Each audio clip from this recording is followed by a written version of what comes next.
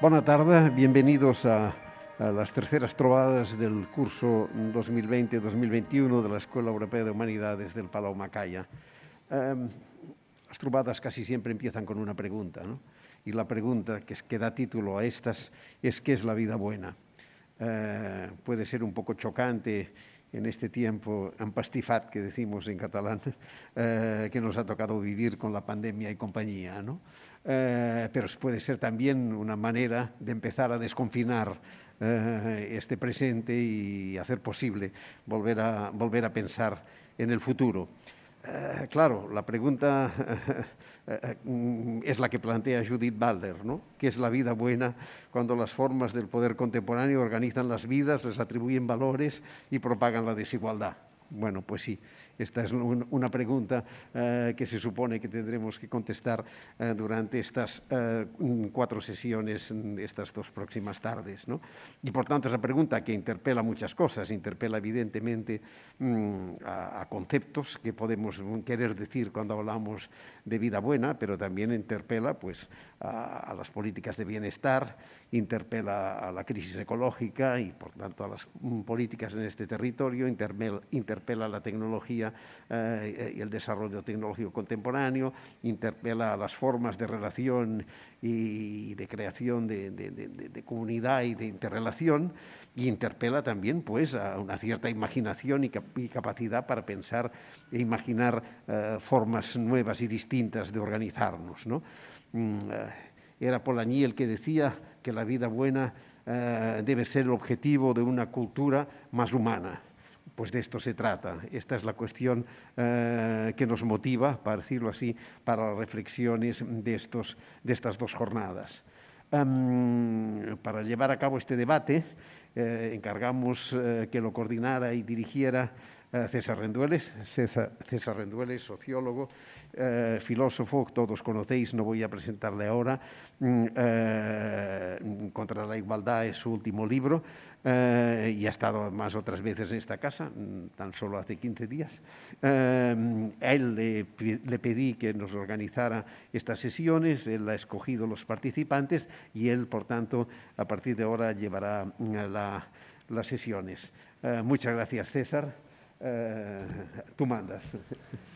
Muy bien, pues voy a simplemente explicar un poco, ¿no? Algunas ideas que han organizado por los preparativos de este encuentro, pero prometo ser breve para dar enseguida la palabra a las primeras personas que van a abrir los debates.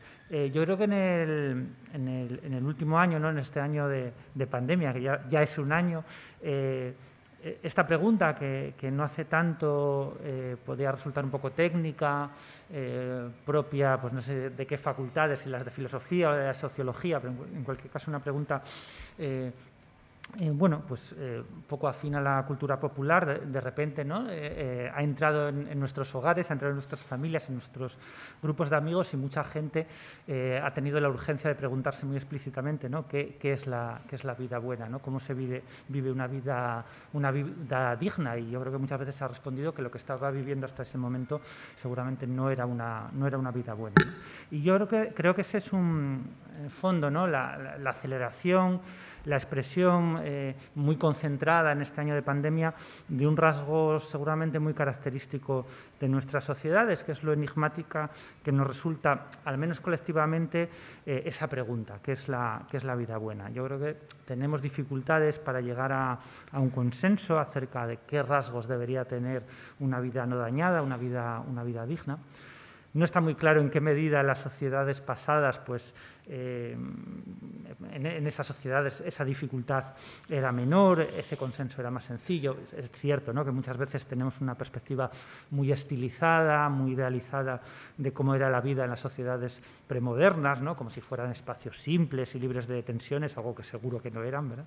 Pero en cualquier caso, a mí sí me parece que seguramente es distintivo de nuestro tiempo, de nuestra sociedad, una cierta autoconciencia de la dificultad para encontrar una respuesta sencilla, compartida, ¿no?, a la cuestión por la vida buena. Esta autopercepción de un cierto, voy a decirlo así, atolladero, ¿no?, de un cierto atolladero colectivo, forma parte de nuestra experiencia de la historicidad, de algunas de las tensiones que subyacen a nuestra vida en común. Seguramente porque bueno, pues algunas de las conquistas éticas y sociales que consideramos completamente irrenunciables también limitan, ¿no?, las posibilidades, las oportunidades de que surjan acuerdos morales ampliamente compartidos acerca de qué es una vida digna, una vida buena, ¿no? Pues la libertad individual, la crítica de las tradiciones, ¿no?, la vida misma en las grandes ciudades, en las sociedades de masas, ¿no? Pues todo eso hace que sea difícil alcanzar esa clase de consensos. Tal vez esa desorientación se haya acentuado en las últimas décadas, aunque también es un asunto controvertido, ¿no?, y tal vez tenga que ver con una cierta mirada idealizada del pasado, pues a causa de la multiplicación de estilos de vida, de la fragilización social, de la propia precarización también laboral y social, del consumismo.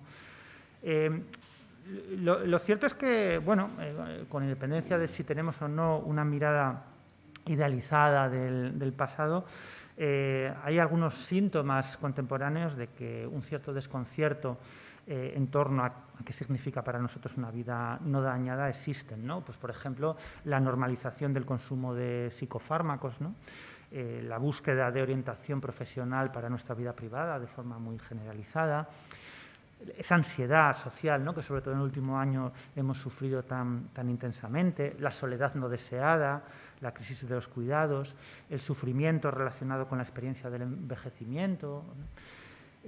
Todo ello, como decía al principio, yo creo que muy aumentado, muy concentrado con esa gran lente de aumento que ha sido la pandemia, ¿no?, donde hemos descubierto de repente pues, que nuestras casas no son exactamente hogares, ¿no?, sino un sitio donde desmayarnos al terminar nuestras jornadas de trabajo y levantarnos al día siguiente para volver al trabajo, ¿no? Y lo paradójico es que bueno, pues nunca antes la humanidad había tenido mayor capacidad material, cultural y política para incrementar su bienestar o limitar los riesgos de la existencia. No solo tenemos más medios materiales y tecnológicos que en cualquier otro momento, ¿no?, de nuestra historia, sino también, y es algo que a veces se nos olvida, un inmenso acervo de instituciones, conocimientos prácticos, ¿no? Da la impresión de que tenemos pues, todos los componentes para la vida buena, pero hemos extraviado la receta, ¿no? Tenemos todos los componentes, pero las instrucciones para montar eso se nos han perdido. Bueno, pues este encuentro un poco la idea era explorar esta encrucijada histórica, ¿no?, profundizando de alguna manera en las causas de las dificultades contemporáneas para pensar la vida buena, pero también señalando, a ser posible, las distintas posibilidades de las que disponemos para salir de ese impasse. Y, bueno, pues en ese sentido hemos reunido a un impresionante, ¿no?, elenco de especialistas en distintas áreas, desde la salud, las políticas públicas, la psicología, la filosofía, el medioambientalismo, la tecnología, ¿no?, pues para debatir sobre los significados contemporáneos de la vida buena desde distintas posiciones. Ya sabéis que la dinámica del encuentro consiste en que en cada sesión pues, 2 personas hacen una exposición inicial de entre 20, no más de 25 minutos, para que luego tengamos ocasión pues, de debatir, ¿no? Y bueno, pues os animaría justamente a eso, a intervenir con toda libertad y sin ninguna timidez en esos debates, y también, bueno, pues que podamos recuperar, ¿no?, ideas que se han planteado en sesiones pasadas más adelante, y que, bueno, discurra un poco en espiral todo el encuentro. Bueno, pues la primera sesión, en la que van a intervenir en primer lugar Daniel Gamper y en segundo lugar Eparquio Delgado, tiene un título un poco amplio, pero estoy seguro que también va a dar lugar a reflexiones profundas. Es el concepto de vida buena, una aproximación desde la filosofía, la ciencia y la psicología. Y bueno, pues la pregunta que lanzamos en esta primera sesión es un poco para sentar algún fundamento, ¿no? Es que nos pueden plantear Daniel Gamper y Eparquio acerca de esa larga historia, ¿no?, que tiene la noción de vida buena, que ha sido abordada desde muy distintas perspectivas, religiosas, filosóficas, científicas también, ¿no? ¿En qué medida es necesario hoy reformular esas preguntas tradicionales acerca del buen vivir? ¿Nos siguen orientando los modelos éticos del pasado o deberíamos, ¿no?, cambiar nuestra manera de abordar esas cuestiones a la luz de los desarrollos recientes, pues, no sé, por ejemplo, de las ciencias de la conducta o de las ciencias naturales? Bueno, pues para responder a esas preguntas contamos en primer lugar con Daniel Gamper, que Daniel es profesor de Filosofía Moral y Política aquí en la Universidad Autónoma de Barcelona, es especialista en filosofía política, ha publicado numerosos trabajos sobre el papel de las religiones en las sociedades democráticas, los límites del liberalismo y el concepto de tolerancia. Entre sus publicaciones más conocidas está Las mejores palabras de la libre expresión, que en 2019 ganó el premio Anagrama de ensayo, pero ha sido también pues editor del libro La fe en la ciudad secular y también autor de Laicidad secular. Ha traducido también obras de autores como Nietzsche, Scheller o Habermas y colabora periódicamente en el diario Ara. En segundo lugar, intervendrá Eparquio Delgado. Eparquio es psicólogo, es director del Centro Psicológico Rayuela y ha trabajado como educador de menores y en proyectos de intervención con personas en situación de exclusión social. Ha desarrollado una intensa labor de divulgación científica, es el autor del libro Los libros de autoayuda Vaya Timo y colabora habitualmente en El País Semanal y otros medios de comunicación nacionales e internacionales. Y pues sin más por mi parte, doy la palabra a Daniel. Daniel, cuando quieras. Muchas gracias. Bien, gracias César, gracias Josep y gracias a la escuela por esta posibilidad de pensar en común, que creo que es la única manera de pensar. Bien, yo intentaré hablar sobre la vida buena con máscara. Creo que se puede hablar de la vida buena con máscara, pero lo que no tengo tan claro es que se pueda vivir bien enmascarados por mucho tiempo. Y con esto, de algún modo, quiero ya introducir el contexto de la pregunta, que también es una pregunta que se habéis dejado bastante claro, que es una pregunta que es para hoy, que es de hoy, y es en este contexto en que yo también planteo la cuestión. Bien. Vida buena tiene dos elementos. Por una parte tenemos el bien, ¿no?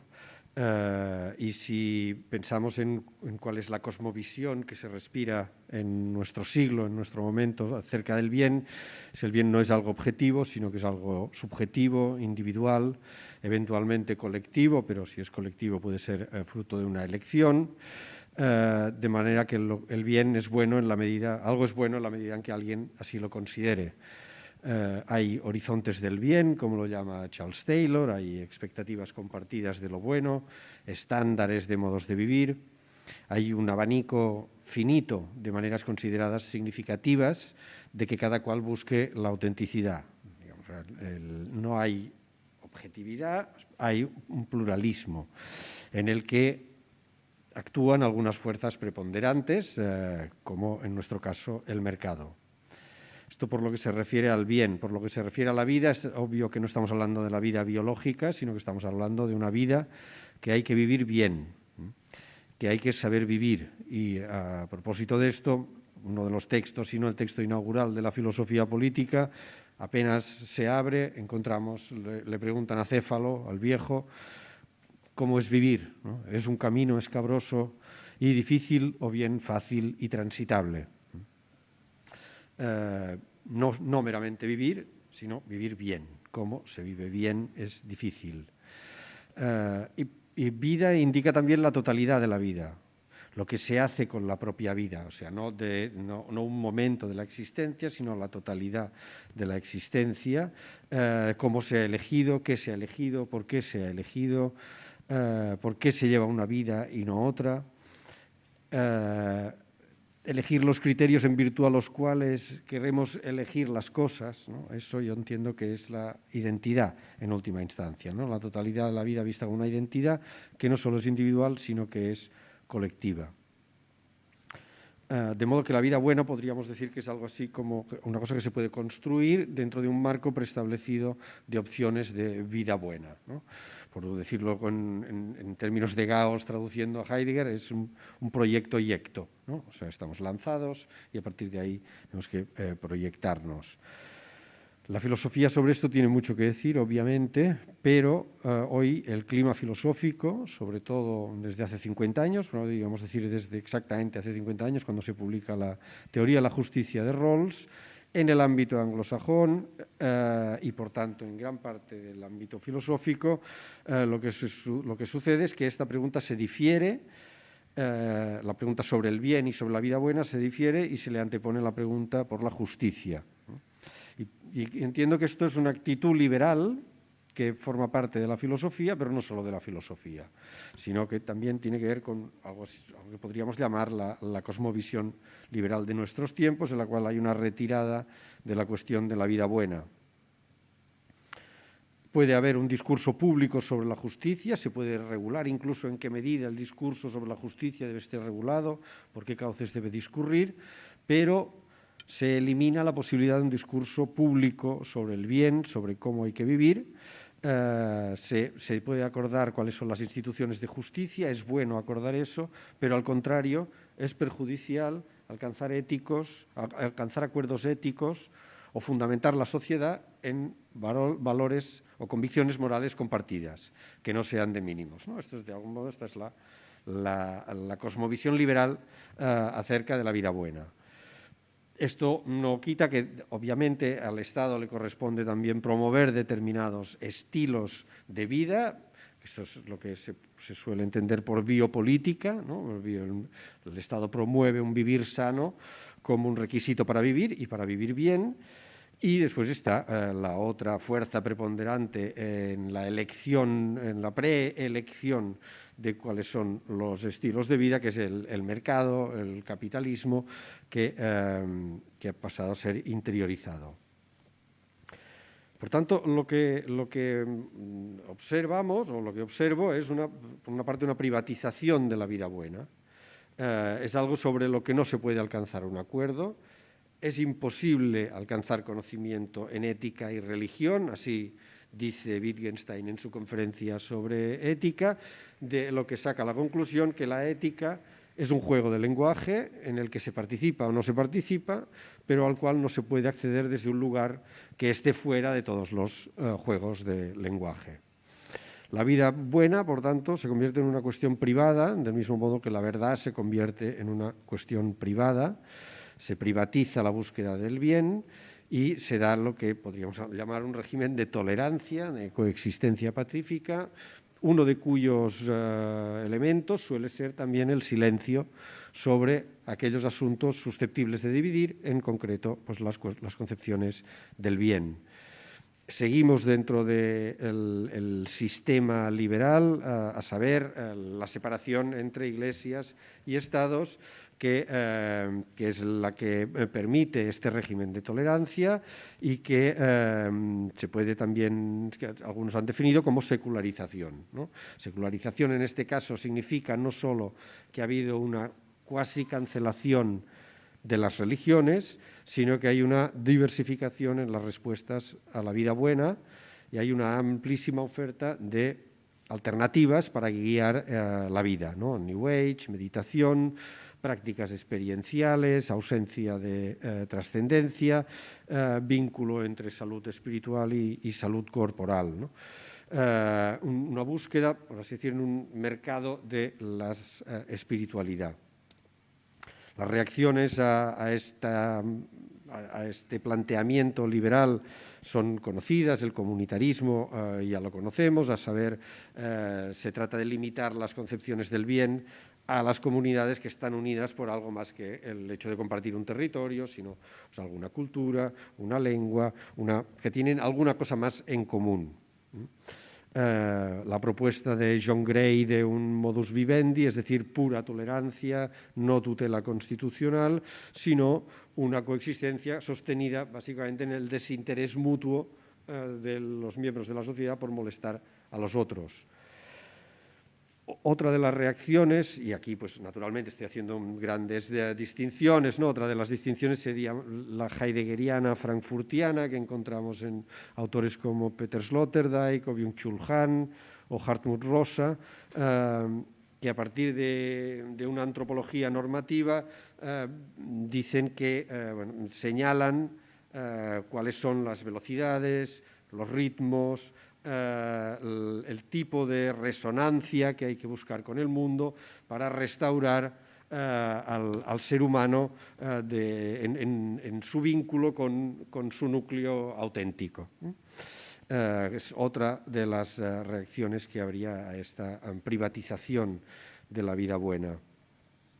Y una privatización que, por otra parte, lo que vemos es que es una falsa privatización de la vida buena, como demuestra Eva y Luz en un libro tras otro, en donde demuestra que esta interioridad, este espacio íntimo, este espacio privado, en realidad es un espacio colonizado por la cultura del consumo y por el mercado capitalista. Y quien más claramente, a mi parecer, ha marcado ha señalado la insostenibilidad de la división entre lo privado y lo público que llevaría a la privatización de las doctrinas sobre la vida buena, es en el feminismo en una de sus oleadas históricas contemporáneas, ¿no? Cuando la llamada a politizar la vida privada no es nada más que la llamada a desprivatizar la vida privada, a poner de manifiesto cuáles son las normas que regulan el tránsito entre estas dos esferas, que les dan sentido y que normalizan sus respectivas lógicas, ¿no? Entonces yo pienso que hoy pensar la vida buena significa obviamente hacer lo que, por así decir, estamos haciendo ahora aquí, que es desprivatizarla, es politizarla. ¿Y por qué es necesario desprivatizarla? Pues por el mismo motivo que Aristóteles, después de escribir la ética, escribió la política. Es decir, digamos que cuando al final de la ética, esto, señores, depende de la política. La vida buena no desde la privacidad, no desde la intimidad, no desde la conciencia, no desde la individualidad, sino desde otro sitio. ¿Y por qué hay que verla desde otro sitio?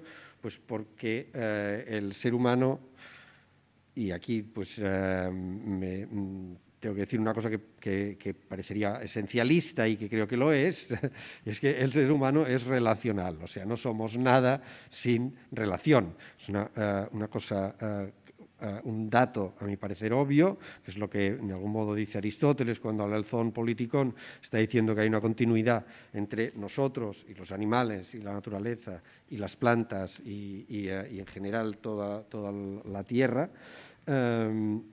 Esta esencial relacionalidad es la que impulsa a desprivatizar, a la necesidad de desprivatizar la cuestión por la vida buena. Y por si este no fuera un motivo suficiente, creo que hay otro motivo para desprivatizarla, que es lo que podemos llamar la razonabilidad del catastrofismo. Es decir, el hecho que nos hallamos en una situación de emergencia. Y aquí me parece que Santiago Zavala, con su frase que la peor emergencia es la falta de emergencia, creo que ha identificado una cosa relevante, y es que el espíritu de los tiempos es uno en el que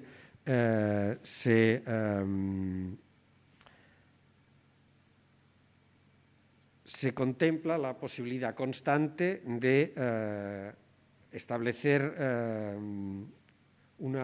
podríamos llamar una ética de la emergencia, una ética de la excepción.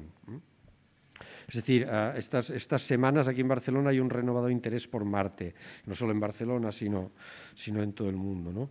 Y una de las cosas que se dice que sirve el viaje a Marte es que sirve para aprender a vivir en la Tierra, en realidad para aprender técnicas para hacer nuestra vida en la Tierra más sostenible.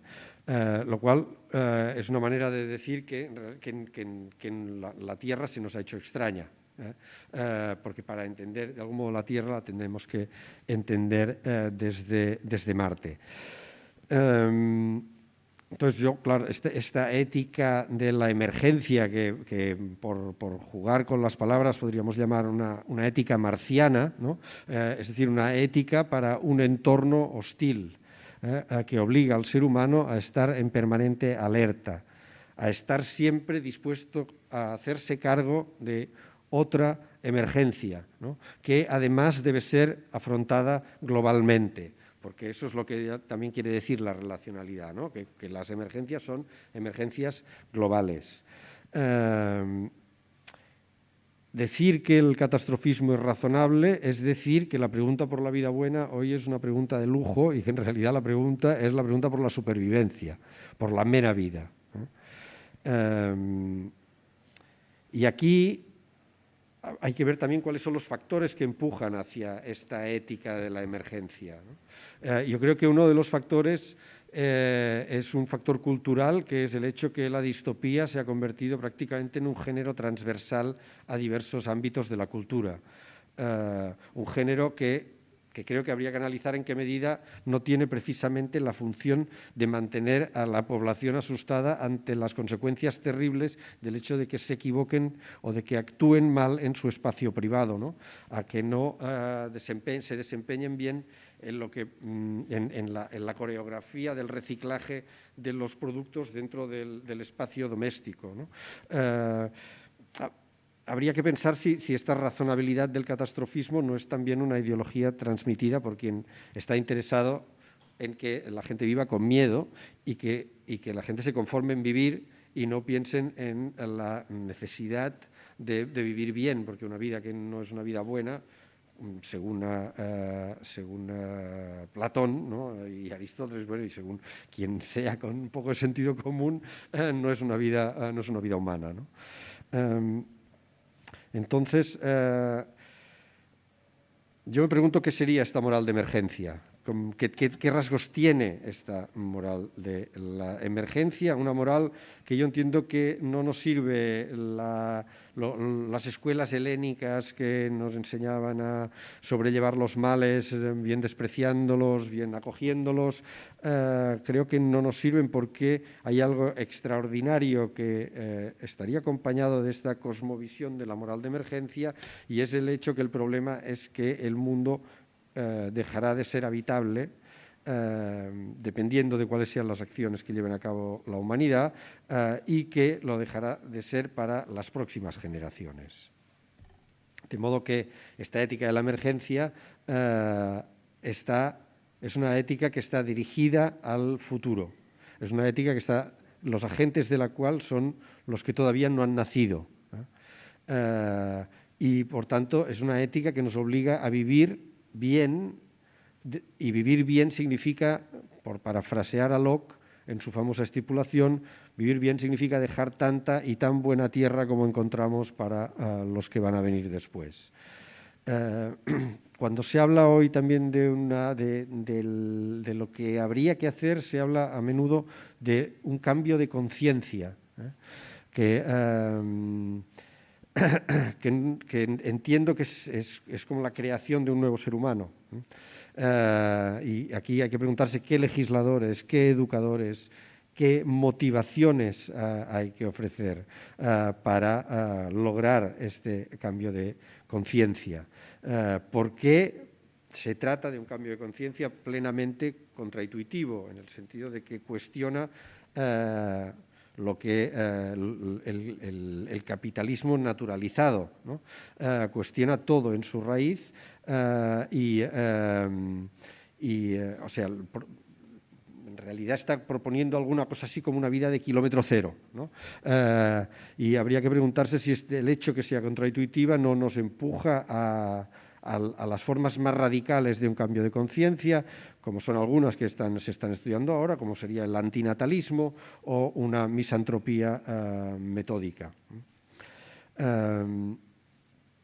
Esta ética de la emergencia, y aquí ya estoy casi concluyendo, acepta que hay algo que es más grande que el individuo. Hay algo que es previo a la constitución del individuo, y creo que eso se se encuentra en el concepto de solidaridad o en el concepto de fraternidad. Es una ética también que es provisional, porque la emergencia solo puede ser declarada provisionalmente, pero es provisional en la medida en que lo provisional nos ayuda a mantener la esperanza de que en algún momento se pueda relajar las restricciones a la libertad que la ética de la emergencia presupone necesariamente, ¿no? Una ética colectiva para la supervivencia me parece que es impensable sin formas de coerción, sin formas de adoctrinamiento. Y creo que probablemente la única manera de hacerlo sería intentar sacar el concepto del cuidado de la banalización en el que puede caer en cualquier momento si se lo repite en exceso y verlo como un impulso para llevar a cabo, o sea, como el impulso motivador, ¿no? El impulso para llevar a cabo determinadas acciones de cuidado recíproco. Y creo que es en esta combinación entre, o sea, una ética colectiva para la supervivencia la veo factible sin necesidad de formas de coerción o de adoctrinamiento, en la medida en que sea capaz de incluir un concepto, digamos así, no banal de cuidado. Y me ha tenido a los 20 minutos, o sea que lo dejo aquí. Muchísimas gracias, Daniel, por la precisión, tanto conceptual como en la duración de tu intervención, que ha sido francamente interesante. Pues sin más, Eparquio, ¿nos escuchas bien desde...? Sí, ¿ustedes me escuchan bien ahí? También te escuchamos muy bien. Pues cuando quieras, te escuchamos. Bueno, antes que nada, muchas gracias a todos y todas por esta invitación, a Josep, a César, a la Escuela Europea de Humanidades. Una pena no poder estar en Barcelona hoy, pero viajar en avión en estos tiempos se ha convertido en algo realmente complicado, ¿no? Bueno, cuando me proponía César participar en este encuentro, ¿no? Me planteabas un poco qué podría aportar la psicología al concepto de la vida buena, ¿no? de la buena vida, ¿no?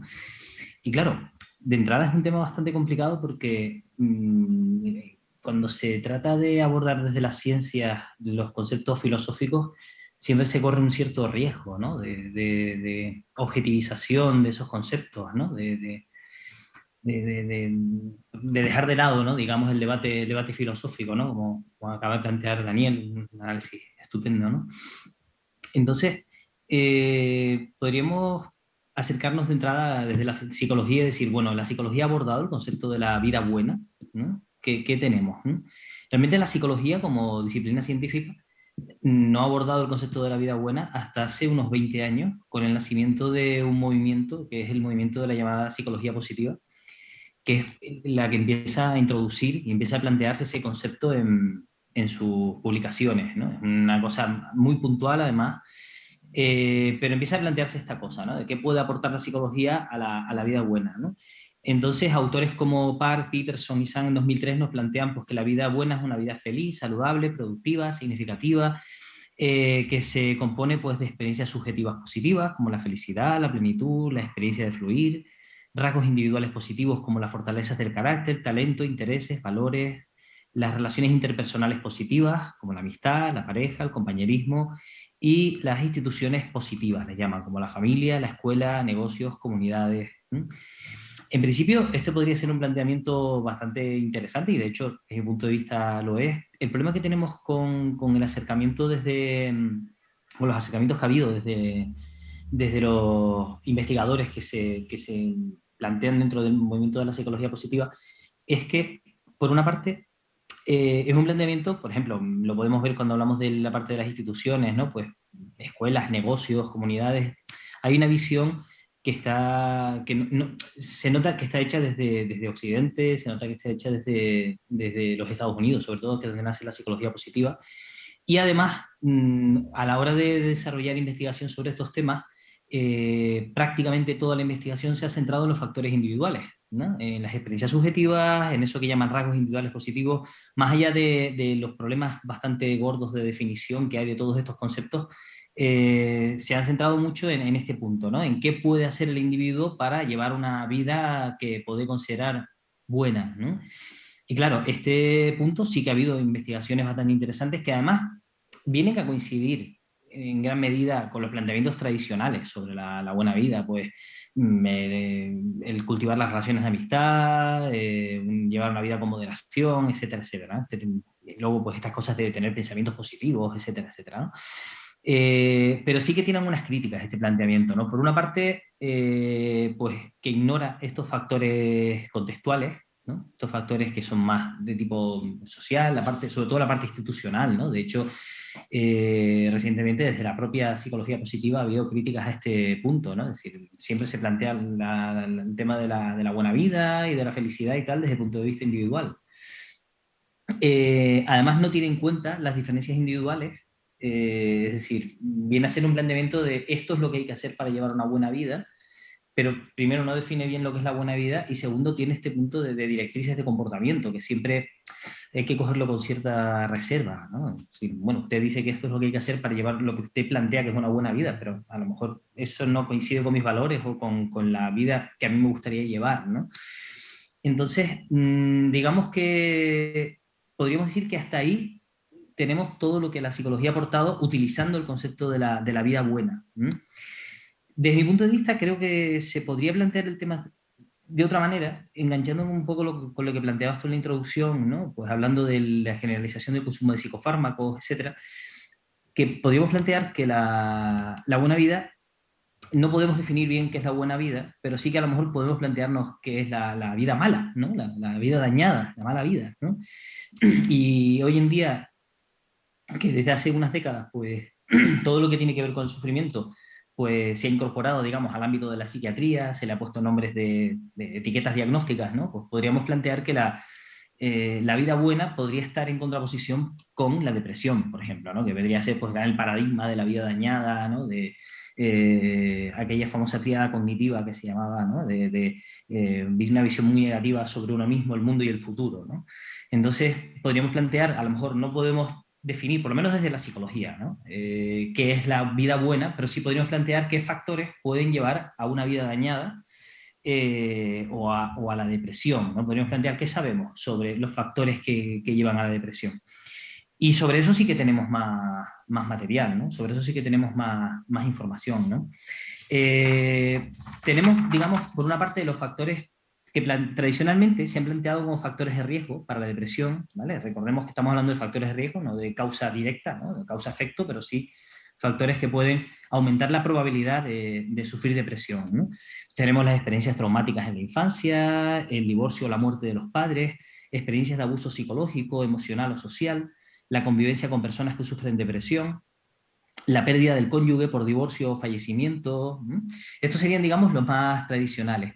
Sin embargo, a lo largo de las últimas décadas se han ido incorporando más factores a este elemento. Por una parte, tenemos, por ejemplo, pues sabemos que el estrés crónico leve puede aumentar mucho el riesgo de depresión, ¿no? Sabemos que en estudios con animales muestran que tras 6 semanas de exposición a situaciones aversivas aparecen respuestas de anedonia, disminución de la actividad locomotora, ¿no? Y pérdida de peso, ¿no? Que vienen a ser algunos de los criterios que definen a la depresión.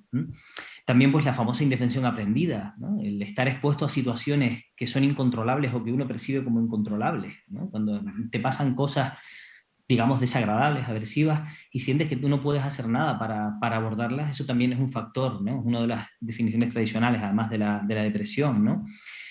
Por otra parte, lo que se ha llamado el modelo de separación, ¿no? Los estudios que lo que hacen pues, con animales separan por ejemplo, a monos, a crías de sus madres o a monos adultos de sus grupos de referencia, ¿no? Y se encuentra que al principio pues los monos se gritan, se agitan, ¿no? Pero muy pronto aparece un descenso brusco en su conducta, aparece la apatía, ¿no? Y aparece pues todos esos signos que coinciden con lo que ya consideramos la depresión, ¿no? También, pues, lo que llamamos el ratio strain, ¿no?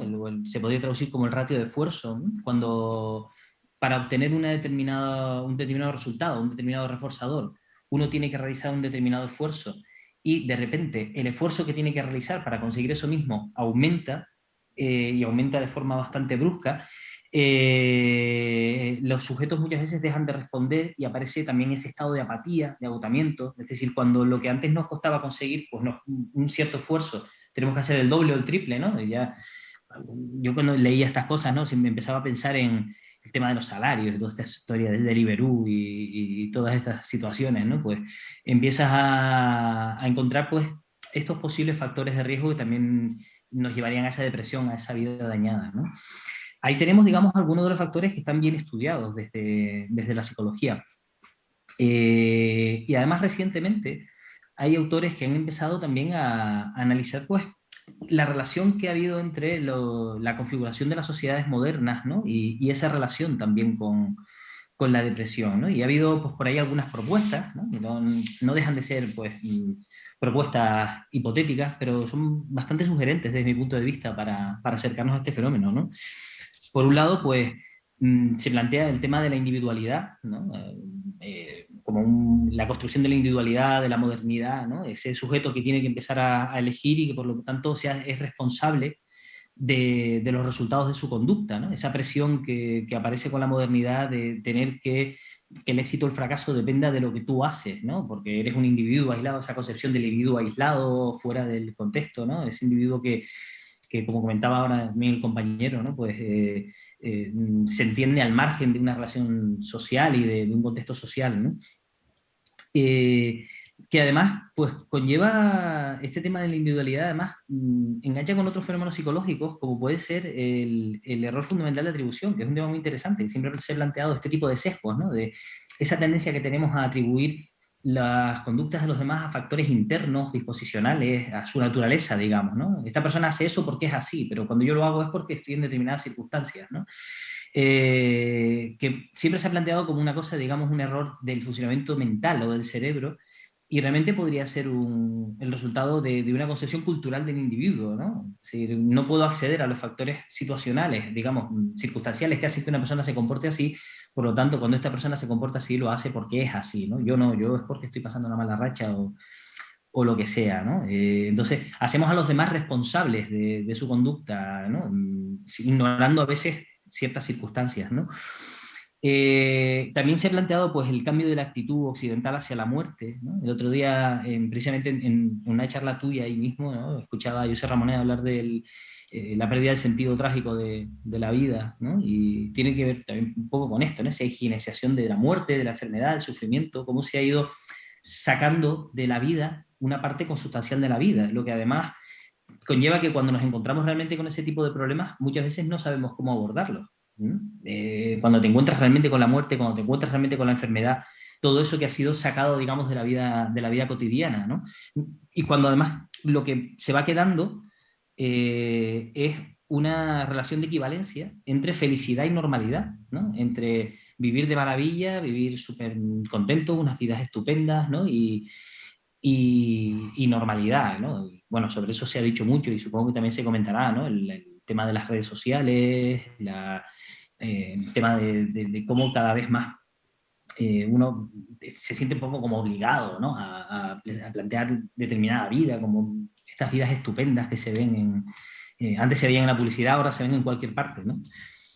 Y eso también engancha pues, con también planteamientos sobre la relación entre la posmodernidad, ¿no? La posmodernidad y la depresión, ¿no? Pues el tema de la pérdida del valor de la experiencia debido a ahí está la instantaneidad, ¿no? De todo es tan instantáneo que pierde el valor que tenían antes, ¿no? Las experiencias, todo se digiere demasiado rápido, ¿no? Y bueno, los que hemos participado durante tiempo en las redes sociales vemos cómo los temas pasan, da igual que sea un tema, que sea un meme, da igual que sea un tema serio, todo pasa muy rápido, ¿no? No da tiempo de digerir nada y todas las experiencias pierden, digamos, valor en general, ¿no?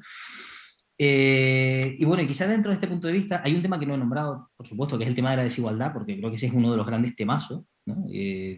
Tú acabas de publicar un libro, César, sobre este tema y supongo que hoy se hablará mucho de la relación entre la vida dañada y la desigualdad. De hecho, hay muchísima investigación sobre ese tema, pero quizá convendría apuntar, ¿no? Dentro de los estudios de Wilkinson y Pickett, ¿no? Que han investigado mucho el tema de la desigualdad, lo que ellos llaman, ellos encuentran que hay diferencias entre países y que esas diferencias entre países, ¿no? A la hora de relacionar pues, la depresión con la desigualdad, también tiene que ver con lo que ellos llaman el capitalismo egoísta, con una cuestión de valores, ¿no? Con el valor que se le da a la imagen, al dinero, ¿tal? En determinados países frente a otros, planteando que en los países en los que impera ese capitalismo egoísta, ¿no? Estados Unidos, el Reino Unido, etcétera, frente a otros países, como ellos introducen además a España en ese otro polo, ¿no?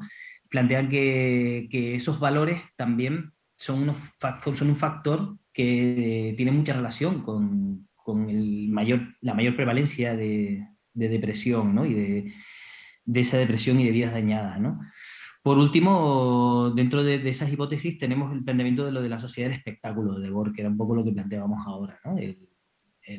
Las vidas orientadas cada vez más a generar una imagen de uno mismo, una imagen, esta cosa de las pantallas, ¿no? Que se viene planteando también desde Debord, pero que ahora está absolutamente al día y que además en las consultas de psicología lo vemos constantemente, ¿no? Hay cuestiones que hoy por hoy no son soslayables cuando hablamos de determinados problemas, como pues, en el caso, por ejemplo, de las mujeres, siempre hay un tema que hay que abordar, que es la posible existencia de ciertos tipos de violencia, y en otro orden de cosas, pues el tema de la relación que mantienen las personas con su vida digital, con las pantallas, con las redes sociales, con el papel que están jugando en sus vidas, etcétera, ¿no? Yo creo que aquí tenemos pues, una primera aproximación de lo que desde la psicología se podría aportar, ¿no? A este debate, que yo creo que no es mucho, pero tampoco corresponde a la psicología aportar mucho, sino en todo caso, pues a lo mejor explicar y tratar de investigar los mecanismos, ¿no? Psicológicos que puede haber detrás de estas correlaciones que se encuentran, ¿no? Por mí, nada más. Muchas gracias. Bueno, pues muchísimas gracias, Eparquio, muchísimas gracias, Daniel. Yo creo que han salido, ¿no?, ya muchísimos temas que podemos abordar. Así que, bueno, cuando queráis, no sé si alguien quiere empezar, si tú mismo, Daniel, quieres añadir algo a lo que has comentado, a alguien de los que está presente. No veo ni a Marta ni a Emilio en su casa. Estáis aquí, vale, detrás de mí. Así que si queréis intervenir, Marta o Emilio, me hacéis un gesto. Marta, ¿quieres intervenir tú o solo estabas saludando? Perdón, bueno, sí, quería intervenir, pero no tengo por qué ser la primera. Bueno, pero ¿por qué no? Bueno, como queráis.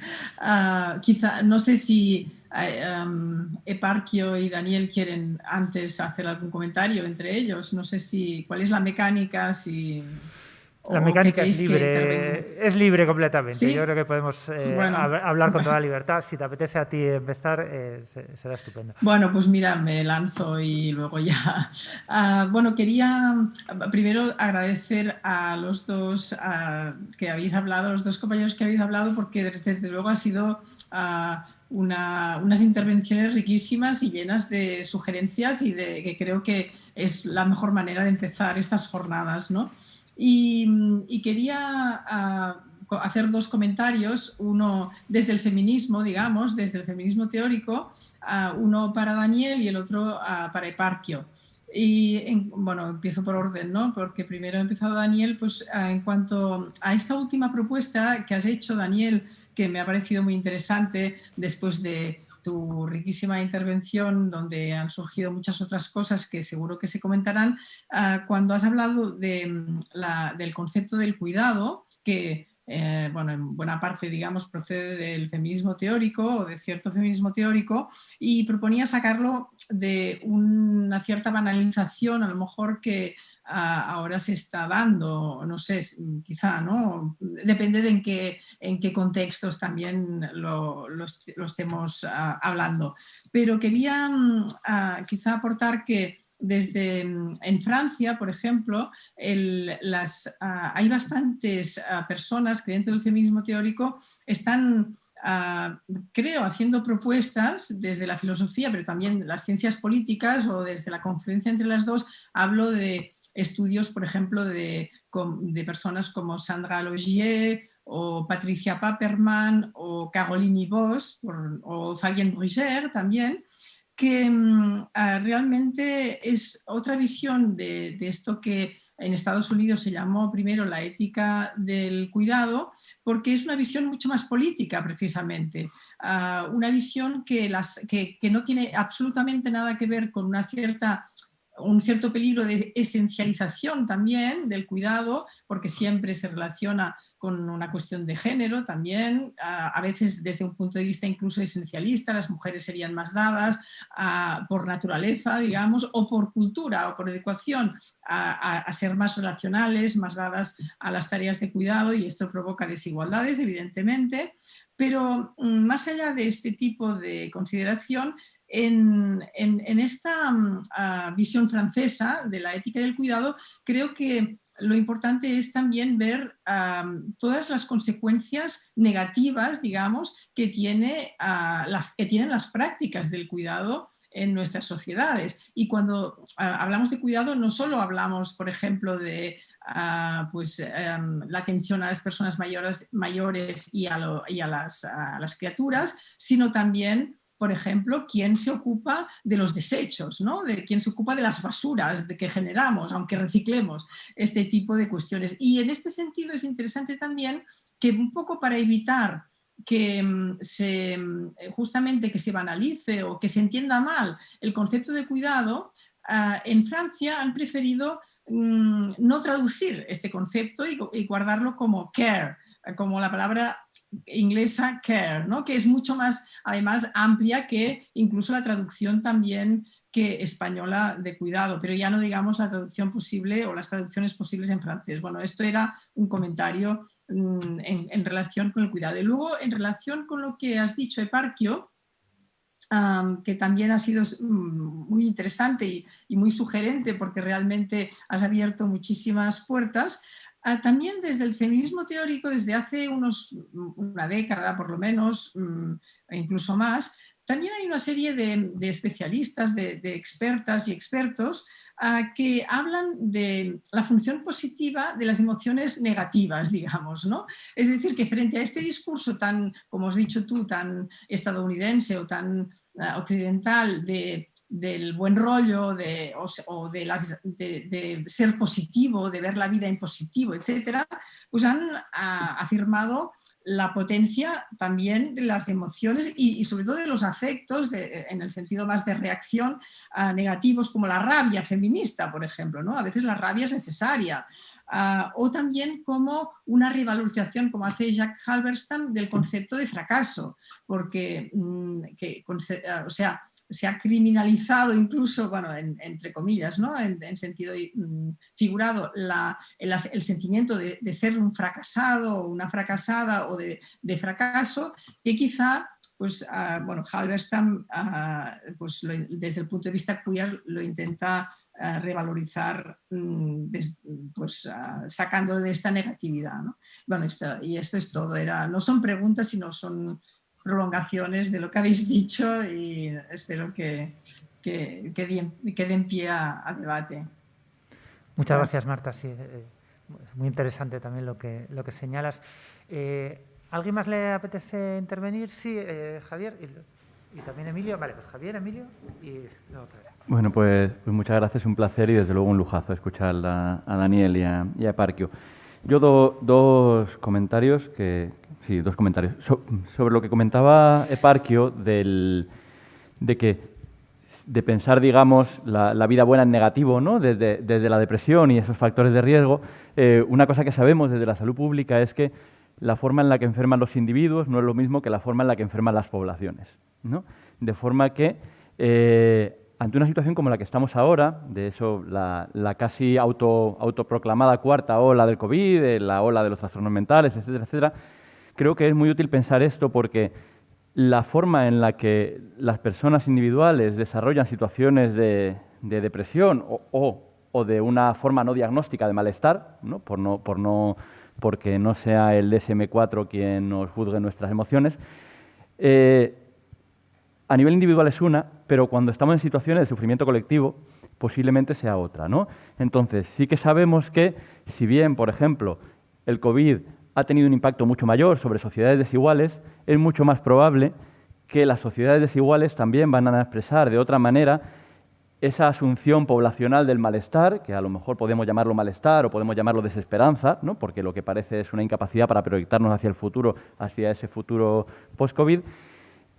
Y creo que esa desigualdad se encuentra en el núcleo del padecimiento y del alejamiento de la buena vida que podamos tener en la conformación de las sociedades post-COVID, ¿no? De forma que creo que es importante jugar un poco con esta ida y vuelta entre la forma en la que nos acercamos a la vida buena desde una perspectiva individual, seguramente sea diferente a una perspectiva colectiva, y los determinantes seguramente van a ser diferentes también, ¿no? Y luego, sobre lo último que ha comentado Daniel, digamos, en cierto modo, como de la utilización del cuidado como palanca para evitar la coerción, por decirlo de alguna manera, ¿no? O sea, si conseguimos que el cuidado sea un elemento central no solo de cuidado intrageneracional, sino de cuidado intergeneracional, ¿no? Entendiendo el cuidado como un elemento central de la justicia intergeneracional. Simplemente rescatar me ha evocado un poco a la figura del cuidador universal de Nancy Fraser, ¿no? Un poco la idea de, entonces, a lo mejor lo que tendríamos que estar pensando no es en cómo tiene que ser el cuidado en el futuro, sino simplemente quiénes tienen que ser los que estén cuidando en el futuro, ¿no? Porque ese cuidado ya se está dando, lo que pasa es que se está dando de una forma tremendamente inequitativa, desigual, metida debajo de la alfombra, etcétera, etcétera. Eso está generando, además, porque sabemos que el cuidado, especialmente la sobrecarga de cuidado, es un claro determinante de enfermedad, por lo cual seguramente el cuidado que queremos utilizar como palanca para la buena vida a día de hoy es un determinante de la vida mala, ¿no? de la vida sufrida. Esa redistribución, o sea, entender la vida buena como la vida redistribuida, por decirlo de alguna forma, ¿no? En términos de cuidados, pero también en términos poblacionales de resolución de la desigualdad, ¿no? Emilio. Vale. Pues buenas tardes y muchas gracias. La verdad, me sumo a la felicitación porque habéis planteado un mapa súper completo. Dos cuestiones rápidas y antes una pequeña apreciación como de base. Y es que, bueno, aunque creo que todos los que estamos aquí y todas estamos como en la idea de que tenemos que cuestionar la privatización de la vida buena, no me resisto al hecho de plantear que el hecho mismo de que la cuestión sea irreduciblemente plural hace que, digamos, en el discurso liberal haya una promesa de emancipación que no podemos perder. Es decir, creo que históricamente es una conquista que tengamos una pequeña parcela personal en la cual cada uno pueda ser feliz como realmente quiera, ¿no? Y que eso, digamos, que no se puede perder, en el sentido, por ejemplo, como decía Marx cuando definía el comunismo como aquella situación en la que no habría nada por encima de los individuos. Evidentemente no se refería a los individuos átomos, sino a unos individuos que se asociarían de modo libre, pero me parece que hay un horizonte ético que no podemos perder. Dicho esto, me contradigo para ir en la línea de lo que apuntaba Daniel de la ética marciana, que me ha gustado mucho, porque además estamos ante esa paradójica situación, ¿no?, de frente a las promesas tecnológicas que nos han dicho que íbamos a terraformar Marte, lo que estamos haciendo en la práctica es marteformar nuestro propio planeta. Estamos en una situación de emergencia bastante dura, y ahí yo creo que esto es clave para entender que todo este debate se tiene que pensar en términos históricos. Y en términos históricos quiero decir que el debate sobre lo que es la vida buena no puede ser hoy el mismo que hace 60 años, por la cuestión de que hoy vivimos en un mundo ecológicamente lleno y hace 60 años no, y hoy nuestras decisiones individuales tienen implicaciones materiales radicalmente distintas a las implicaciones materiales de hace 60 años. Es decir, ha habido un proceso de intensificación de las interdependencias que de algún modo pues, nos obliga a plantear estas cuestiones de otra forma. Y la última cosa que quería plantear, y Parque lo ha traído como muy bien, es la cuestión de la sociedad del espectáculo de Bohr, en el siguiente sentido. O sea, yo creo que está muy bien traído, pero sobre todo para apuntar eso que decía de Bohr, de que el espectáculo no es el uso de unas técnicas, el mal uso de unas técnicas, sino que remite a una economía que sea independizado de todo control y que funciona sola, ¿no? O sea, lo que podríamos ser la autovalorización del valor, o como lo queramos llamar. Yo creo que aquí, digamos, se apunta un diagnóstico como sistémico de cierto empeoramiento de las condiciones de posibilidad de una vida buena, que yo creo que después está bien darle alguna vuelta y ya está. Muy bien. Clara, cuando quieras. Bueno, muchas gracias. Me sumo a las felicitaciones a Daniel y a y a Eparquio, que me han parecido dos intervenciones muy interesantes. Y yo, bueno, en realidad, más que un comentario, lo que quería es hacer una pregunta a Daniel, porque me ha parecido muy interesante el final y me ha parecido que queríamos que siguieras. Te has cuadrado en el tiempo, pero estaba justo ahí lo más interesante. Y estabas diciendo que esta ética provisional, no de emergencia, si te he entendido bien, tendría que permitirse formas de coerción o adoctrinamiento, has dicho en algún momento, pero luego al mismo tiempo has defendido que la posibilidad de extender el cuidado o de instituir el cuidado como un fin podría salvarnos de eso, pues, si te he entendido bien también. Y has dicho algo así como podría permitirnos construir algo común, ¿no? Una ética común más allá de la coerción, no sé si más allá del adoctrinamiento, y esto es lo que quería preguntarte, ¿cómo conseguimos ese fin del cuidado, ¿no? Compartido, si eso implica un adoctrinamiento? ¿Y cómo abordamos esta tarea? Porque yo aquí, aparte de lo que ha dicho Marta, yo creo que esto nos mete de lleno a una cuestión que quizás podríamos abordar mañana cuando tengamos nosotras esta intervención, pero creo que hay que hablar también de la masculinidad como una manera de estar en el mundo, especialmente reacia al cuidado, pero no solo al cuidado de los otros, sino también al autocuidado. Y en ese sentido, creo que hay que plantearnos si es fácil esa tarea, ¿no? de convertir el cuidado en un fin colectivo y si no requiere una cierta transformación de la masculinidad como constructo social en el que participamos todos y todas, ¿no?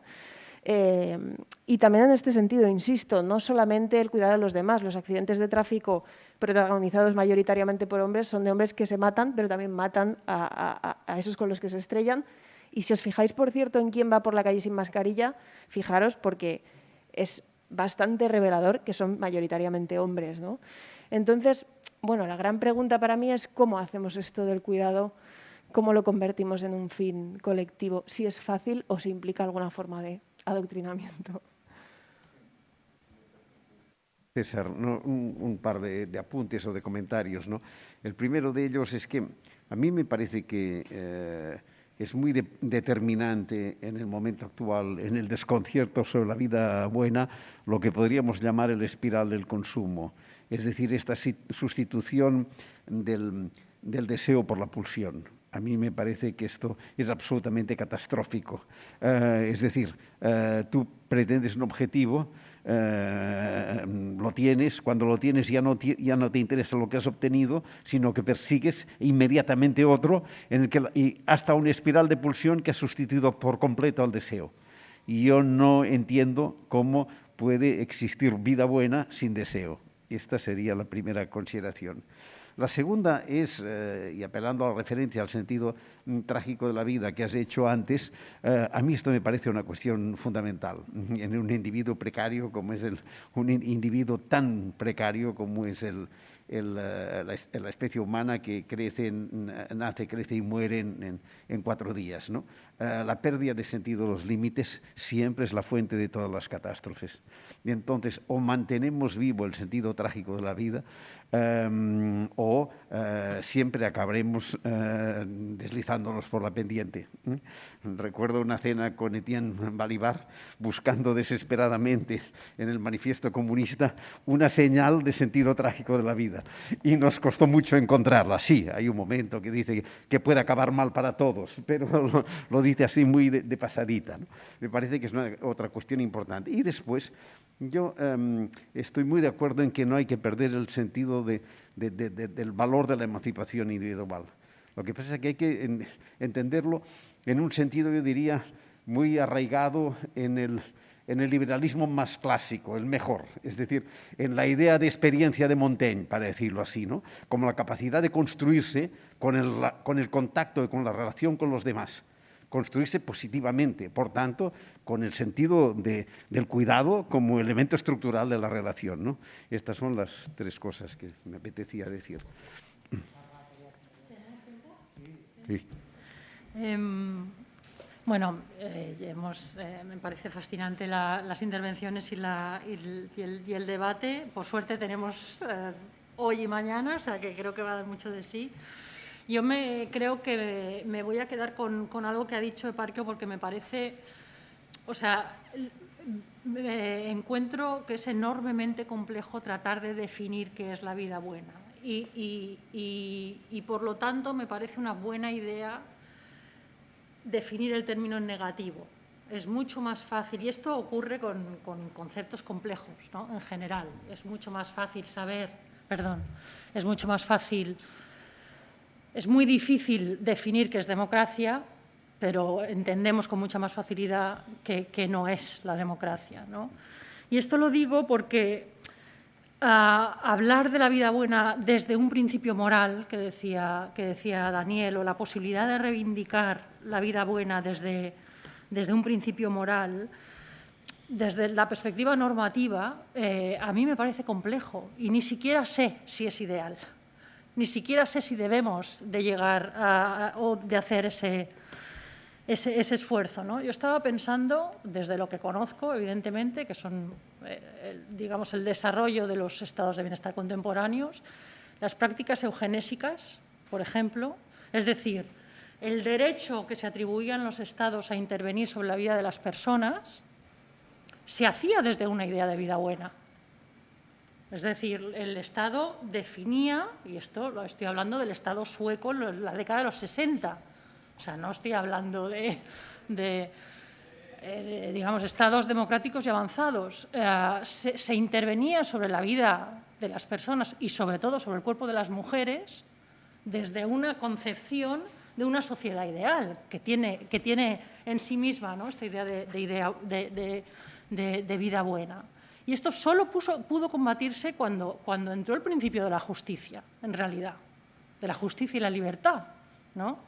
Esta politización de la vida privada, en algún sentido, también permitió terminar con estas prácticas de intervención estatal que, digamos, que anteponían la libertad individual, el bienestar colectivo a la libertad individual, ¿no? Entonces, claro, es muy complicado, porque esto que decía César al principio de huir un poco de visiones un poco nostálgicas, ¿no?, de esta idea del comunitarismo, que seguramente todas las crisis contemporáneas del momento nos llevan mucho hacia allí, ¿no? La crisis ecológica, la crisis del trabajo, la crisis de los cuidados, nos llevan un poco a esa pulsación hacia la idealización de vidas, digamos, comunitarias anteriores, pero al mismo tiempo, y esto lo ha dicho Emilio y lo ha dicho Josep, creo que no podemos nunca perder de vista lo que aporta esa idea de la libertad individual y la idea de justicia distributiva, ¿no? No sé, si pensamos, por ejemplo, en los países que dieron antes el voto a las mujeres, ¿no?, que es digamos, un principio de emancipación, no fueron las sociedades que abrazaron con más entusiasmo el comunitarismo, fueron en realidad las sociedades desde la democracia liberal, es decir, desde ese principio del ejercicio de la libertad.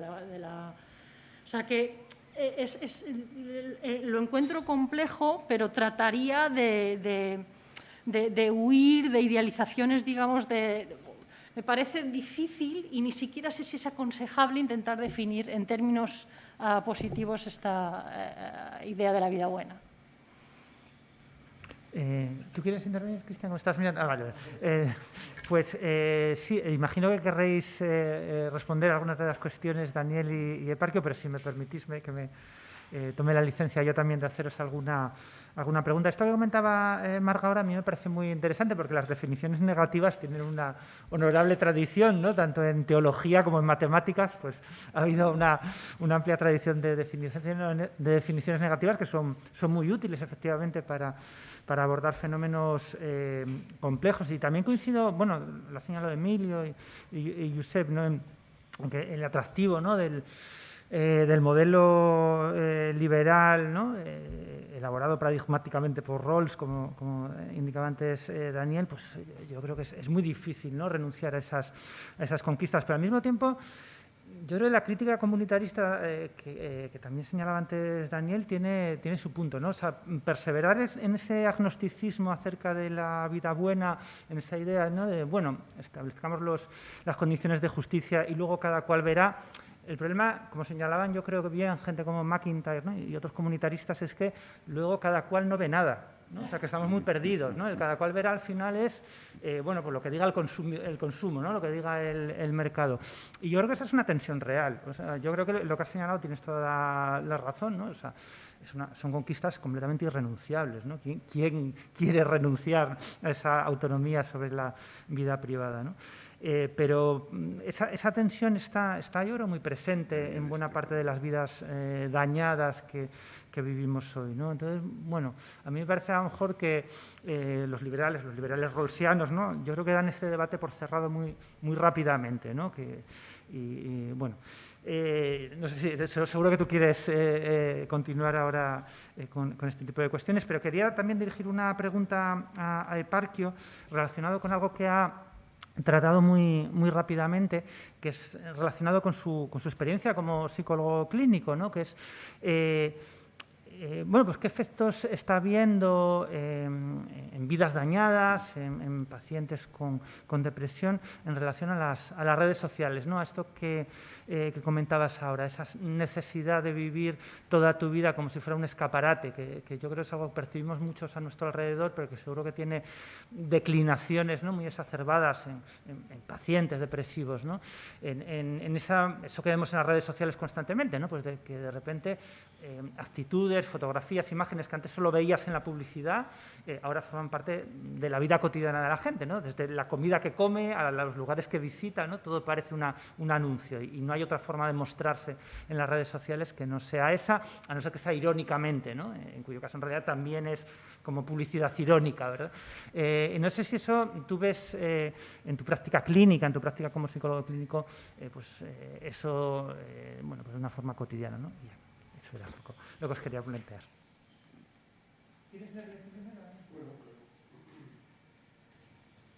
Pues, bueno, muchas gracias. Matizaré tal vez algunas cosas. Me han sido muy útiles todos vuestros comentarios. Si acaso los intentaré recoger todos más o menos juntos, sobre todo en lo que se refiere a estas propuestas más que comentaba Marta en Francia, ¿no? Estas propuestas sobre un cuidado desde una visión más política. Es en algo así en lo que yo estoy pensando también, a este libro de John Tronto, Caring Democracy, y es una cuestión que recientemente en nuestro grupo, en la Autónoma, hemos discutido, a propósito también que Victoria Camps está precisamente ahora escribiendo sobre el concepto de cuidado, ¿no? Y lo intentamos ver en esta perspectiva más política.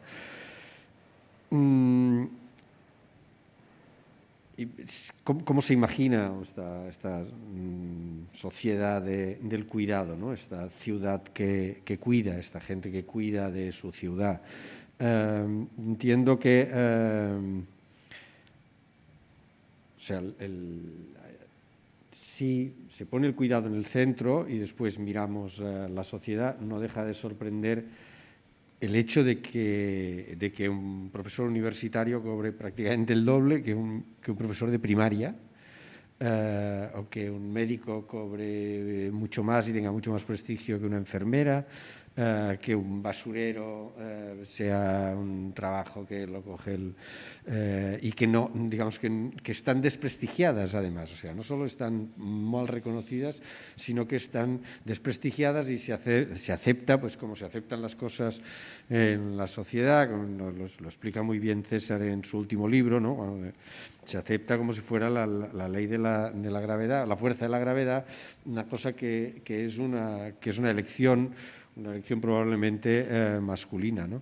Entonces claro, nos podemos imaginar una sociedad en la que los héroes no sean solo los héroes que de repente, bueno, creo que la palabra no es héroe tampoco, ¿no? Pero sino las personas que reciben reconocimiento no sean solo en esta situación excepcional y de esta manera básicamente solo ceremonial con la que hemos agradecido a las enfermeras, sobre todo, ¿no? A las cajeras, a toda esa gente que realizan los trabajos del cuidado, ¿no? O sea, no se trata simplemente de esta ceremonia, sino probablemente de darle la vuelta como un calcetín a la sociedad y prestigiar lo que se merece prestigio cuando uno, de algún modo, altera los requisitos de lo que consideramos que merece reconocimiento, ¿no? Y ahí es donde sí, obviamente, o sea, ¿cuál es la diferencia entre adoctrinar y educar? Cuando un niño es muy pequeño, creo que no hay ninguna diferencia. O sea, simplemente se le explica el mundo de una manera, se dice, bueno, el mundo funciona así, ¿no? Se dice gracias, se dice por favor, se respeta a la gente que te cuida, ese tipo de cosas. De manera que yo creo, y más adelante la diferencia entre adoctrinamiento y educación, pues creo que siempre es vaga, ¿no? Pero el que adoctrina, pues no el que educa, a diferencia del que adoctrina, simplemente no da un golpe de puño encima, no da un puñetazo encima de la mesa para obligar al otro a creer, ¿no? Pero, digamos, y ahí también recogería la cuestión del deseo, ¿no? O sea, de lo que se trata es de convertir el cuidado en un deseo también, de acompañarlo del deseo, de crear esta otra, no, de construir esta sociedad en la que se dan en la que se da un cambio en este tipo de prioridades, ¿no? Y no creo que sea imposible, porque en los últimos 50 años las sociedades han dejado de considerar, no sé, han modificado su patrimonio normativo de manera muy relevante y basta ver la cuestión del feminismo, ¿no? No sé, hace 15 años yo cuando daba clases y preguntaba en la clase de feminismo quién es feminista, se levantaban pocas manos. Y desde la aprobación de la ley de Zapatero, creo que es la ley de igualdad, creo que se llama, creo que ha hecho un trabajo enorme, que podríamos decir este adoctrinamiento. Obviamente que sí, o sea, tiene una sección en esa ley que obliga a los telediarios a poner la violencia de género al inicio, y que yo creo que es un caso único en Europa, porque tú puedes ver las noticias de otros países y no sale eso, ¿no? Digamos, y no es porque en España haya más violencia, y eso ha tenido un trabajo de sensibilización increíble, porque lo ves ahora con los estudiantes. O sea, esto es un tema que todo el mundo, o sea, la nueva generación eso lo ha aprendido. Por tanto, yo creo que estos cambios no son tan extremadamente difíciles de hacer. No sé si ahí entraría el deseo, ¿no? Y obviamente, digamos, lo que se ha conseguido, digamos, las conquistas del liberalismo no son,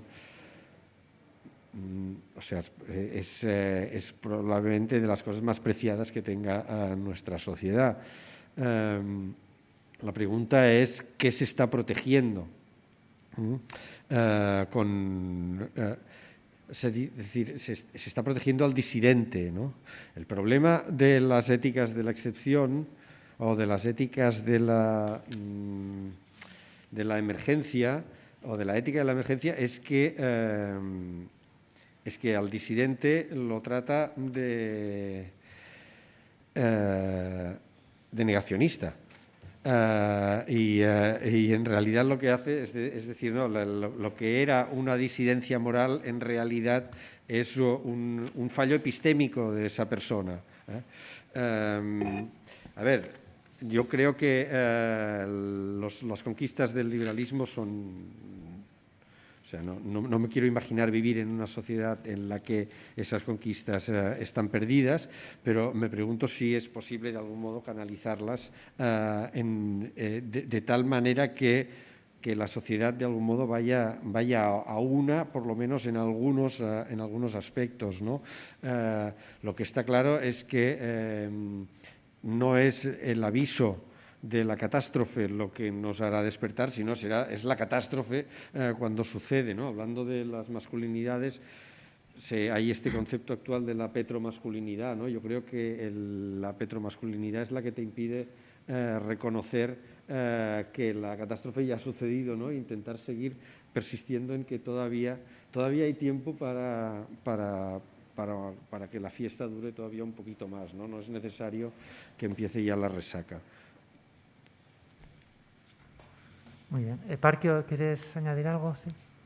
Sí, bueno, han comentado un montón de cosas y bueno, hay muchas cuestiones sobre las que han hablado de las que yo francamente no tengo mucha idea. Entonces, cuestiones sobre feminismo teórico, tema de los cuidados que comentaba, ¿no?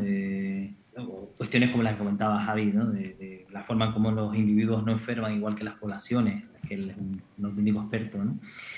Pero sí puedo plantear desde el punto de vista de la psicología, de lo que yo conozco, ¿no? Algunas cuestiones, como por ejemplo antes comentabas, Marta, ¿no? El tema de la función positiva de las emociones negativas. No conocía las aportaciones que se han hecho desde el punto de vista teórico del feminismo, pero sí ha habido bastante investigación, no bastante, ha habido cierta investigación también en las últimas décadas, investigación experimental además, sobre el papel de las llamadas emociones negativas, que ya de por sí el adjetivo ya empieza a marcar una actitud, ¿no? hacia determinadas emociones, ¿no? Resulta un poco extraño desde la ciencia de la conducta plantear términos como emociones positivas o pensamientos positivos. Es decir, los pensamientos son pensamientos, ¿vale? Y lo demás ya es un juicio de valor, ¿no? Depende de cada contexto, depende de muchas cosas, ¿no? Y entonces sí se sabe, por ejemplo, que los bajos estados de ánimo o incluso los estados depresivos, las personas cuando están en esos estados depresivos hacen juicios sobre la realidad que son mucho más ajustados a la realidad que las personas que no están en un estado depresivo, por ejemplo, ¿no? Entonces, podríamos decir que las personas que no están en un estado depresivo están haciendo un juicio sobre la realidad que no se ajusta demasiado por el lado optimista, ¿no? Excesivamente optimista, excesivamente positivo, ¿no? En general, las personas tendemos a percibir mayor control sobre las situaciones del que realmente tenemos. Tenemos a tener una visión sobre el futuro, ¿no? Decía una autora estadounidense que plantear fomentar el optimismo es una cosa que no tiene en principio demasiado sentido, salvo en algunas personas en situaciones muy concretas, porque en general las personas somos de forma naturalmente moderadamente optimistas, es decir, nadie se mete en un proyecto pensando ya de entrada que va a ser un auténtico fracaso, ¿no? Uno tiene hijos pensando que la cosa va a ir bien, uno se compra una casa pensando que puede pagarla, uno empieza una relación de pareja pues pensando que las cosas van a ir bien, aunque luego los datos no te den la razón no nos den la razón en muchos sentidos, ¿no? Muchas veces, pero que el papel de las emociones negativas, el papel de cierto pesimismo, ¿no?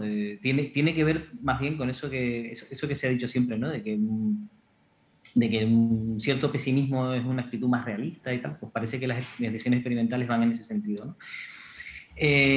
Bueno,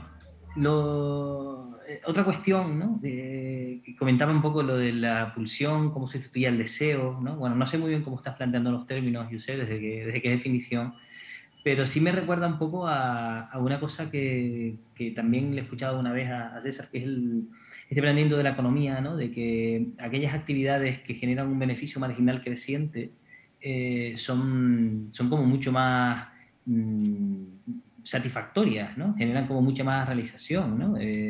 Por ejemplo, cosas que al principio son más complicadas y luego con el tiempo pues uno se va haciendo experto, como puede ser, por ejemplo, aprender a tocar un instrumento, ¿no? Que al principio es muy tedioso, es muy complicado, aquello no suena, y a golpe de entrenar, ¿no? Y nos pasa con muchas cosas, nos pasa también con la profesión, ¿no? Uno cuando empieza a ejercer cualquier profesión está siempre un poco perdido y luego con el tiempo pues vas aprendiendo a trabajar un poco mejor y eso es bastante satisfactorio, ¿no?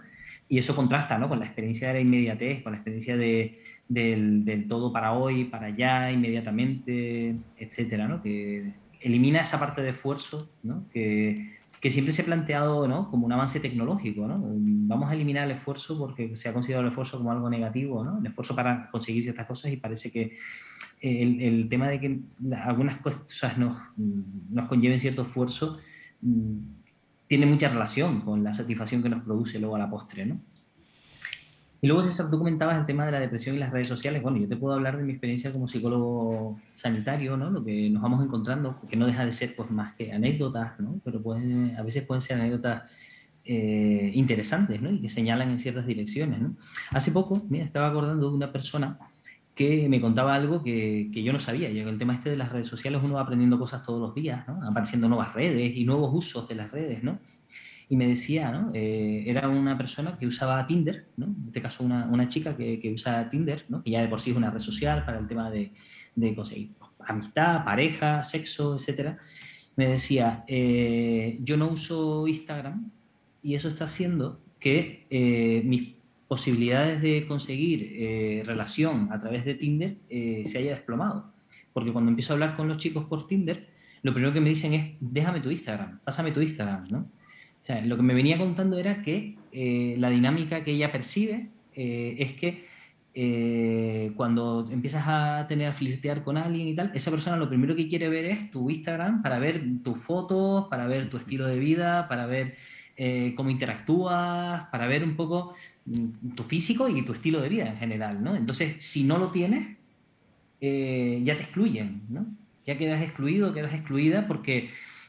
quiero ver primero eso, a pesar de que esta persona me decía, todos sabemos, yo no sé si eso se puede asumir, pero bueno, decía, todos sabemos que Instagram es falso, ¿no? Que todo lo que uno publica en Instagram es falso.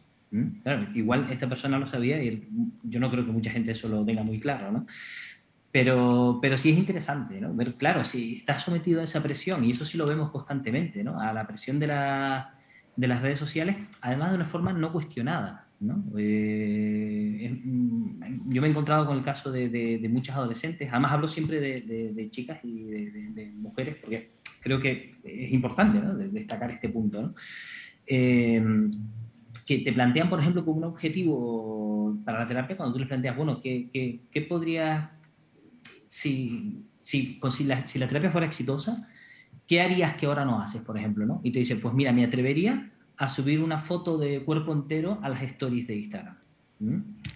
Eso es interesantísimo, ¿no? O sea, por un lado, eso se considera un éxito de la terapia, pero claro, evidentemente todo eso tiene un análisis sociológico, un análisis ideológico detrás, ¿no? Es decir, al final no se cuestiona en muchos casos que ese estándar pues sea adecuado o no sea adecuado, simplemente porque es una cosa que hoy por hoy te deja fuera de las relaciones sociales. O sea, es que si no estás en Instagram, es que si no pones fotos, es que te quedas fuera de la vida social, ¿no? Y claro, ahora con el tema de la pandemia el tema se ha disparado, porque ahora nos estamos relacionando todos a través de pantallas y, bueno, a los hechos me remito, ¿no? Entonces, si a través de la pantalla no puedo tener, digamos, es como un canal personal, ¿no? Tenemos mi teleparquio ahí, ¿no? Todo el día en las redes sociales. Yo que también estoy en las redes sociales, es una cosa a la que le he dado muchas vueltas también, ¿no? Qué necesidad también de tener que exponerme, ¿no? Y uno tiene la suerte de que uno tiene ya una cierta edad y tiene unas redes sociales fuera de las tecnológicas, ¿no? Y puede contar con eso, pero para muchas personas, mucha gente, adolescentes, gente joven que empieza a desarrollar sus relaciones ya teniendo esa vida digital, pues es una historia, ya veremos con el tiempo, ¿no?, qué efecto tiene, pero ya se está empezando a teorizar que eso puede ser un factor de problemas de depresión y de factor de problemas de salud mental en general, ¿no?